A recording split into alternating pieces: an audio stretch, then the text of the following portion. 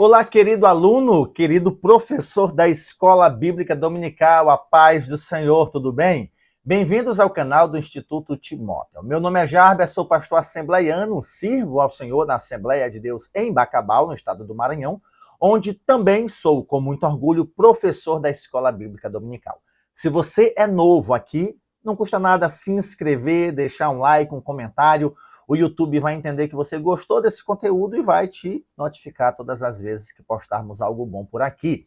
Para mim é uma satisfação chegar até você através das mídias sociais, levando para você conteúdo que eu julgo ser interessante, principalmente para professores que precisam, que carecem de algum recurso. Então nós estamos aqui junto a muitas outras vozes. Quando eu falo muitas outras vozes, é porque existem nomes grandes, principalmente no nosso Nordeste, que apresentam semanalmente conteúdos de qualidade, como é o caso do canal Abra Jaula, o canal do pastor Janderson Nascimento, o canal do pastor Tiago Rosas. Aqui no Maranhão nós temos o pastor Wellington Salles apresentando semanalmente a revista de adultos, e eu caminhando agora, tentando acompanhar os passos desses grandes professores, decidi apresentar a você, no último trimestre de 2025, a revista de juvenis e a revista de adolescentes. Eu estou feliz porque ambas as revistas tratam sobre o amor. A revista de juvenis fala do andando em amor e a revista de adolescentes, o amor na vida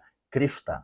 Falando em adolescentes, se você é pai de adolescentes, eu aconselho você a comprar a revista. Mesmo que você não seja aluno ou professor deles, mas que você compre a revista para você estudar em casa. Gente, pense numa revista rica. Eu ainda não tinha trabalhado de forma específica a revista de adolescentes. Olha, não temos nesse trimestre, estou falando desse trimestre, não conheço as outras, não temos nesse trimestre, em todo o currículo, uma revista mais rica do que a revista de adolescentes. Professor, você já parou para olhar a riqueza que é a sua revista? A quantidade de sessões. Conheça as sessões da sua revista, leitura bíblica, mensagem, devocional, objetivos, vamos praticar, pense nisso, minhas ideias e muitas outras sessões. A revista é esteticamente linda, perfeita. E eu penso que é tanto recurso que não tem como professor, a não ser por meio de uma exímia otimização do tempo, não tem como o professor discorrer ou fazer uso desses recursos em 50 minutos de aula, em 60 minutos de aula. Se tem uma coisa de que o professor não poderá reclamar, é da falta de recursos. A revista de adolescentes, repito, é a mais rica em recursos que nós temos nesse quarto trimestre de 2025. Eu falo isso com amor, afinal, a lição trata sobre amor, o amor na vida cristã. E o primeiro assunto, a primeira lição a ser tratada no próximo domingo, a lição de número 1, o tema é o amor de Deus na Bíblia, tomando especificamente o Antigo Testamento. Há muitas manifestações. Na revista de juvenis, acabei de gravar essa aula, tem uma parte lá, as expressões do amor de Deus. Deus elege o povo, salva o povo, promete para o povo, cumpre ao povo, preserva ao povo, expressões do amor de Deus. E aqui nessa lição de adolescentes, nós vamos apontar alguns detalhes no Antigo Testamento que trata dessa manifestação do amor de Deus na Bíblia. Ressalto ainda que amor não pode ser dissociado da pessoa de Deus, porque Deus é amor. Ele é a fonte do amor. Em relação a nós, o amor pode ser deturpado. Por exemplo, a Bíblia fala daquele que ama e pratica mentira, do amor ao dinheiro, que é a raiz de todos os males. Tem gente que ama falar mal dos outros, tem gente que ama a impiedade, tem gente que ama fazer o que não deve. Amor é comprometido pelo pecado, mas em relação a Deus é puro, é santo, é justo, é perfeito, é imutável. Tá bom? A mensagem, que é o texto áureo aqui da nossa revista de adolescentes, da lição de número 1, é o Salmo 105, versículo 1. Agradeçam a Deus, o Senhor, anunciem a sua grandeza e contem às nações as coisas que ele fez. Certamente você já deve ter ouvido falar de contar as bênçãos, anunciar os feitos salvíficos do Senhor, louvai ao Senhor pelos seus atos poderosos. As pessoas conheciam essas ações poderosas de Deus porque alguém contava. Principalmente na antiguidade, além de contar, eles cantavam, compunham poemas, canções, para enaltecer os heróis da antiguidade. E Deus era o herói de Israel. Então, os feitos do Senhor, os milagres do Senhor, as vitórias do Senhor, os livramentos do Senhor são tidos por Israel como manifestação do seu amor sobre eles. Você já parou para pensar como o amor de Deus se manifesta sobre a sua vida hoje, aqui, agora? O dia raiou. Ou talvez o dia está findando, depende da hora que você estiver assistindo essa aula. Você está respirando, você está vendo bem, ouvindo bem. Você pode desfrutar de uma certa comodidade, ou talvez não, esteja passando por uma aflição, mas ainda assim Deus tem te preservado a vida. Então, o amor de Deus se manifesta sobre nós de muitas maneiras. Querido professor, você terá nessa aula de explicar o conceito de amor para os seus adolescentes, com base no Antigo e no Novo Testamento. Primeiro, eu aconselho você a questioná-los, a inquiri-los, a perguntar o que eles entendem sobre amor. Se eles pelo menos responderem o que não é amor, já está de bom tamanho. E aí você, com essas respostas, vai tentar alcançar os objetivos, que é explicar o conceito de amor no Antigo e no Novo Testamento. Destacar o amor de Deus pela criação. Deus não só criou, mas Deus sustenta, Deus mantém, Deus preserva, Deus zela, apesar do caos em decorrência do pecado. E, por fim, apontar o amor de Deus revelado especificamente na história de Israel. Professorzão, você vai passar aí por 2 quadros lindos em uma das páginas, na página 6 da sua lição, Ei Professor e o ponto de partida. Pare, leia, não vá para a sala de aula sem antes ler essas considerações, como também as considerações da página 7, o quadro Vamos Descobrir e o quadro Hora de Aprender. São parte dos recursos lindos, belos, que eu acabei de mencionar aqui no início dessa videoaula. O primeiro ponto da nossa lição, cuja lição é o quê? O amor de Deus na Bíblia. O primeiro ponto trata sobre a palavra amor. O que eu entendo sobre amor?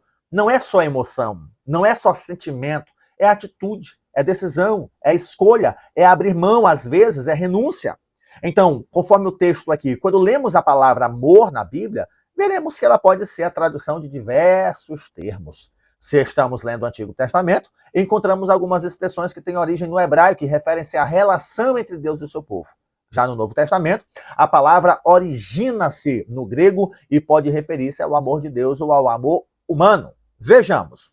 Primeiro tópico do primeiro ponto. No Antigo Testamento, nós temos 2 termos bem frequentes para falar de amor. São ahava e hesed. Ahava pode expressar o amor entre seres humanos. Amor mútuo entre amigos, entre marido e mulher, pais e filhos. Amor do ser humano também por Deus. E do ser humano por coisas. Então, a palavra ahava refere-se ao amor do ser humano para com Deus, do ser humano para com outros seres humanos, do ser humano para coisas, do ser humano para alguém. O amor que parte do ser humano. E aí nós temos também o amor de Deus pelo ser humano, por indivíduos ou grupos. Já o termo hesed é uma palavra com diversas possibilidades de tradução. Ela aparece não só com o sentido de amor, como também de misericórdia, de compaixão. Não é só, olha, eu te amo, mas se tu não quiser, te vira, te arrebenta. Não, é um amor manifestado em atitude. Existe o amor sentimento, talvez até platônico, não correspondido, mas há também a manifestação do amor por meio de atitudes. Misericórdia, tolerância, suporte, apoio, compaixão, solidariedade, exercício da misericórdia. Então nós temos aqui esse ato de misericórdia, de bondade, de favor, e sempre num contexto envolvendo pessoas em algum tipo de relacionamento. E esse termo não está relacionado a objetos ou a conceitos. Essa palavra, esse ponto, significa mais ou menos o seguinte: Deus nos ama. E esse amor foi evidenciado em atitude. Qual foi a atitude? Deus mandou seu filho. O filho veio, ficou inerte? Não, o filho manifestou esse amor oferecendo-se. Depois que Cristo ofereceu-se, morreu, ressuscitou, foi para o céu, esse amor cessou? Não, o amor foi derramado, o Espírito veio, está entre nós. Então é um amor que resulta em atitude, de compaixão, de misericórdia. Nós amamos a Deus? Amamos. O que nós fazemos por isso? Em resposta a isso. Nós amamos a Deus sobre todas as coisas, ao ponto de não pecar contra Ele.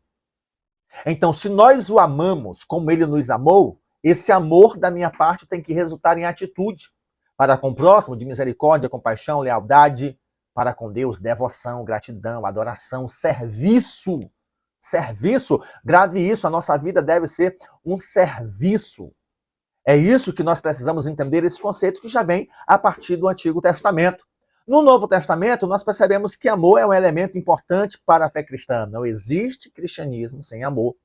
O amor é a base do cristianismo. Cristo veio por amor, morreu por amor, ressuscitou por amor, foi para o céu por amor, voltará por amor. Então não existe fé cristã sem a prática do amor. Eu sou cristão, mas eu odeio fulano. Vamos considerar esse cristianismo. Eu amo a Deus, mas eu também não vou deixar minha vida para viver esse monte de coisa para ele. Considere o que é amar a Deus na tua concepção. Tá bom? Então, no Novo Testamento, nós temos, tanto no ministério de Jesus, como no livro de Atos dos Apóstolos e também nas cartas de Paulo, nós temos aqui essa ideia do ágape, do filéu, essa expressão filéu, é um sentimento natural, é como você responde ao tratamento recebido de outra pessoa, é um amor benigno, é um amor puro, não é um amor erótico, não é um amor conveniente, é um amor relacional, é o amor de comunhão, é o amor de fraternidade, é o amor amistoso, de amizade, é o amor que te faz ter bons relacionamentos, nutrir bons relacionamentos. E também é o amor ágape, que é o ato de Deus cuidar de nós, em contrapartida nós temos que amar a Deus através dos nossos atos, através da nossa vida, através das nossas práticas e das nossas atitudes. O final do segundo tópico do primeiro ponto diz: a ordem de Jesus é para amarmos uns aos outros. Amor mútuo, inclusive os nossos inimigos. Por isso, muitas vezes ouvimos dizer que se trata de um amor incondicional. Eu acho que o professor deve pesquisar um pouco sobre amar os inimigos na prática. A que isso se refere? Ignorar o que foi feito? Fingir de conta que nada aconteceu? É possível amar o inimigo, mesmo que da parte dele não haja amor, não haja resposta? Como é que manifesto o meu amor por meio do meu inimigo? Eu costumo dizer que basta você não odiar. Já que é impossível conviver, basta você não odiar, basta você não desejar o mal, basta você não querer que ele infarte. Por que digo isso? Porque é possível que você não encontre ninguém na sala que pratique isso. E sendo uma necessidade, como é que é possível amar o inimigo na prática? Ele não vai deixar de ser inimigo. Às vezes deixa, mas suponhamos que ele continue sendo inimigo. Como amar na prática? É um ponto importante para ser discutido em sala de aula. Tá bom? O segundo ponto é o amor pela criação, o amor de Deus pela criação. Primeiro, a palavra amor. Amor, sentimento, amor, emoções, amor, atitude, amor, escolha, amor, sacrifício, amor, renúncia. Então, são as multifacetas do amor atrelado à vida relacional com Deus. No segundo tópico, nós temos o amor de Deus pela criação. Como explicar os vulcões, os furacões, os tsunamis, os maremotos, os terremotos, a fauna, a flora sofrendo, o ser humano destruindo e sendo destruído. Deus não só criou, Deus também mantém. Apesar da maldição que está sobre a criação por causa do pecado do ser humano, Deus, do meio da maldição, faz surgir alguém para dar a sua vida. Deus desce do céu, habita entre nós. Isso é amor. O amor de Deus não é manifestado só na ausência do mal. Se Deus me ama, eu não sofreria. Há um versículo bíblico que me incomoda. Aquele que não poupou ao seu próprio filho.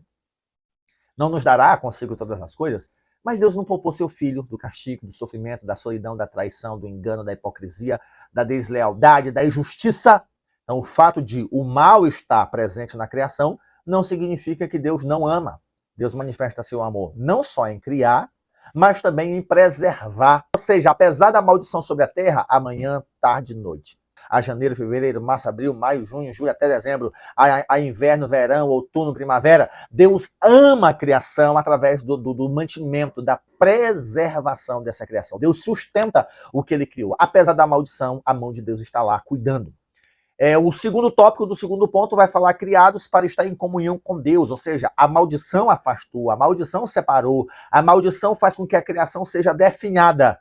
Então Deus proveu a solução para essa comunhão ser restaurada. Nós somos criados para estar em comunhão com Ele. A desobediência afastou e nós temos a manifestação do infinito amor de Deus que se revelou logo no início. Imagina Adão e Eva no caos, recebendo o julgamento, sentença, tristes, envergonhados, e Deus diz: olha, ainda assim nascerá um, semente da mulher, que esmagará a cabeça da serpente. Nós temos aqui o primeiro evangelho, o proto-evangelho. Deus é o primeiro evangelista, Deus é o primeiro missionário. Em meio ao caos, ele anuncia as boas novas de salvação. Virá um que esmagará a cabeça da serpente. Isso é amor. Não é dar tormento. Olha, eu tenho uma coisa para dizer para você, mas eu vou deixar vocês penarem. Não, Deus conta. Maldita é a terra, tu vai sofrer, mulher, tu vai sentir dor, serpente, tu é amaldiçoada. Mas escuta, virá um que esmagará a cabeça da serpente. Boas novas, evangelho, manifestação do amor de Deus para com a criação. Deus proveu o caminho pelo qual a criação deva ser restaurada. Nós temos aqui o auxílio teológico, professor, onde você pode ver aí esse recurso extraído do Guia Cristão de Leitura da Bíblia, um livro formidável da CPAD. Ele vai trabalhar sobre Deus como criador e Deus como sustentador. Deus cria, sustenta. Deus cria e preserva. Deus cria e mantém. Deus cria e provê o sustento, a salvação, a redenção. Olhe para cá. A salvação não envolve só a totalidade do ser humano. A salvação envolve a totalidade da criação. Esse planeta será restaurado. Jesus morreu para restaurar esse planeta, onde nós vamos morar com Deus por toda a eternidade. Apocalipse diz que Deus vai descer do céu, estabelecer o seu trono na terra. Apocalipse 22 vai dizer que na terra estará o trono de Deus e do Cordeiro. Deus vai restaurar. Romanos 8, a partir do versículo 18, vai dizer que a criação geme, espera a sua restauração. A natureza sabe que ela vai ser restaurada. Então, salvação não é só homem. Salvação é o habitat do homem, o habitat, a morada do homem, a habitação do homem. O ser humano e o lugar de habitação do ser humano serão salvos, restaurados, redimidos. Você já tinha parado para pensar nisso? Então, cuide da criação, zele da criação. Queridos, nós chegamos ao terceiro ponto, que vai falar especificamente do amor de Deus por Israel. Gente, a história de Israel é complicada e às vezes dá raiva. É um povo rebelde, desobediente, inconstante. Como é que Deus ama um povo desse? Incondicional. Deus não separou Israel, porque Israel era, olha, merece. Não, incondicional. Então Deus elege Israel, é o primeiro tópico do terceiro ponto. Deus escolheu Israel, Deus separou Israel dentre todas as nações. Claro, para que por meio de Israel ele abençoasse outros povos. Não é que Deus decidiu abençoar só Israel e amaldiçoar os outros, não. A partir da promessa feita a Abraão, em ti serão benditas todas as famílias da terra. Então Deus escolhe Abraão de forma incondicional. Deus se revela na história de Israel, é o segundo tópico. Gente, em toda a história de Israel, ou para abençoar ou para penalizar, Deus está presente na história de Israel. No período dos juízes, quando o povo não tinha rei e fazia o que bem entendia aos seus próprios olhos, em Juízes nós temos o Espírito Santo agindo na vida dos juízes. Eu até chamo o livro de Juízes o livro pentecostal do Antigo Testamento. Temos o Espírito Santo agindo na vida desses homens para libertar Israel. No período interbíblico, né, costumamos dizer, período de silêncio profético, Deus não falou de Malaquias a Mateus, mas Deus agiu. Deus pode não ter levantado um profeta, mas agiu no meio do povo. Deus agiu em meio aos impérios grego, romano, sobre o povo judeu. Deus estava lá agindo. Deus não abandonou e desprezou, Deus puniu, castigou, disciplinou, mas Deus se revela em toda a história de Israel. Não há um período da história de Israel que Deus não age. Quando nós falamos Deus se revela, nós estamos de Deus se revelar positivamente para abençoar, mas ele também prometeu que se revelaria negativamente caso o povo desobedecesse. E no final do Antigo Testamento nós temos inclusive Deus tirando o povo da terra. O povo alegava, nós estamos na terra da promessa, Deus não vai tirar a terra de nós. Verdade. Mas Deus tirou eles da terra por meio do cativeiro assírio e por meio do cativeiro babilônico. 2 cativeiros, um para o reino do norte e um para o reino do sul. O reino já estava dividido. Então, Deus se revela na história de Israel, do povo que ele escolheu. Não é o foco no Novo Testamento, mas o mesmo Deus faz com a igreja. Deus elegeu a igreja. O que é a igreja? Pessoas de todas as raças, línguas, povos, tribos e nações que abraçam a Cristo como seu cabeça. E a partir da igreja, Deus se revela no mundo. Então, era isso que eu tinha para falar a respeito da nossa lição. Gente, não menospreze a classe de adolescentes. Não é porque adolescentes, é menos importante do que de jovens. Existem até pessoas que acham que a melhor revista é de adultos. Por eu ter acesso a outros materiais, dependendo do tema, outras lições são muito melhores, ao meu ver, do que a revista de adultos. Quando nós falamos isso, nós não estamos falando de nível. Nós estamos falando de assunto conforme as necessidades desse assunto. Então, não menospreze a classe de adolescentes. Não é porque é classe de adolescentes que você, professor, não deve estudar. Lembre-se, a sua revista de todo o currículo é a que mais tem recursos. É a que mais você tem subsídios para poder apresentar aos seus alunos algo consistente, robusto. Por exemplo, depois da conclusão e do questionário, tem um quadro Pense Nisso, que diz assim: a palavra amor na Bíblia abrange diversas ideias. Qual significado mais chamou a sua atenção na aula de hoje? Amor sacrifício? Amor renúncia? Amor atitude? Amor escolha? Amor sentimento? Amor emoção? Qual foi a que mais chamou a sua atenção? Converse sobre isso com uma pessoa da sua classe que não estava presente na EBD e convide-a para a próxima aula e dedique esta semana a demonstrar o amor de Deus. Portanto, nós findamos essa lição e esperamos que os nossos alunos compreendam o conceito de amor não é um só, é um assunto vasto. A manifestação de Deus, desse amor, no Antigo Testamento, no Novo Testamento. O segundo ponto, nós somos orientados a ver o amor de Deus na criação, apesar da maldição. E o terceiro, de forma específica, em Israel. Apesar da desobediência, da vida obstinada, Deus estava agindo no meio do seu povo. Ou para abençoá-los, ou para amaldiçoá-los. Mas nós não podemos dizer, olha, houve um tempo que Deus não agiu no meio. Não. O simples fato de Deus não fazer nada, Deus estava agindo no meio de Israel. Dá para entender? Quando Deus decidia não fazer nada, ele estava com isso agindo na história de Israel, para que o povo atentasse, olhasse para os seus erros e se voltassem ao Senhor. Querido professor, querido aluno, eu fico por aqui e agradeço a Deus por teu carinho, por tua audiência. Compartilhe esse vídeo com os adolescentes da sua igreja, me apresente à mocidade da tua congregação. Por favor, se inscreva em nosso canal e nós nos encontramos na próxima semana, se Deus assim nos permitir. Um forte abraço, até lá!